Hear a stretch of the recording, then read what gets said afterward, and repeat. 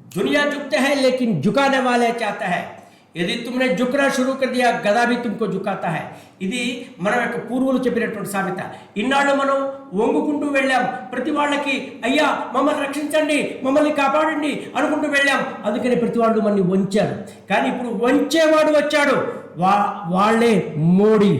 ఆయన మోడీ గారు వంచారు, ప్రపంచానికి చూపించారు భారతదేశం యొక్క శక్తి సామర్థ్యాలు ఏంటో, మారిన మిలిటరీ దౌత్యం ఏంటో చూపించారు, దౌత్య విజయాలను చూపించారు, మిలిటరీ యొక్క స్ట్రాటజీ ఎలా మార్చచ్చో చూపించారు, ప్రపంచాన్ని వణికిచ్చారు.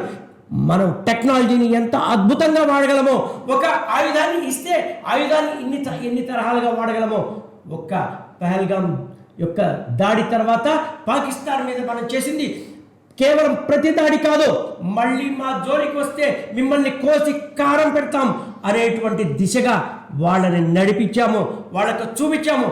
ప్రపంచానికి ఇది చూపించడానికి మనము వెళ్ళాము. టెక్నాలజీని అద్భుతంగా వాడాము. దౌత్య రంగంలో, ప్రపంచ రంగంలో ప్రతి వాళ్ళని ఒప్పించాము.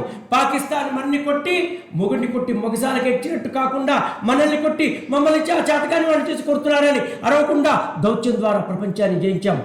ఇవాళ పాకిస్తాన్ని ఒక పాప దేశంగా, అది ఒక ద్రోహ దేశంగా, ఒక టెర్రరిస్ట్ దేశంగా ప్రపంచానికి చూపించడంలో మనం సంపూర్ణమైన సఫలాన్ని పొందాము.